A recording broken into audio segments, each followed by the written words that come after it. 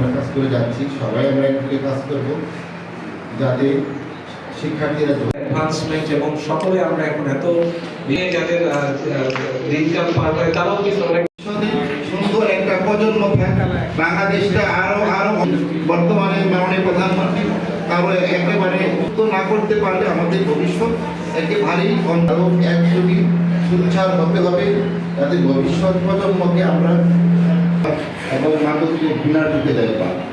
আরেকটা জিনিস এখন ব্যাপক হারে আমরা কাজ করে যাচ্ছি, সবাই আমরা একদিকে কাজ করব যাতে শিক্ষার্থীরা স্কুল, কলেজ, মাদ্রাসা, যুব সমাজ একদম গ্রাম পর্যায়ে চলে গেছে। আমাদের নিজের ঘর থেকে আমরা যদি এটা সমাজকে না করতে পারি, করতে হবে আগে দেখতে হবে আমার পরিবারে কে মাদক সেবন করে, কে মাদক বিক্রি। আপনার সন্তানকে এই ক্ষয়ে যাওয়া থেকে আপনি ঠেকাবার চেষ্টা করবেন। আর শিক্ষকদের কাছে অমিত সম্ভাবনা থাকা সত্ত্বেও এই শিক্ষকরা সাহস করে আপনাদের ভয়ে এই শিক্ষকরা আপনাদের সন্তানদের মেরামত করতে পারছে না।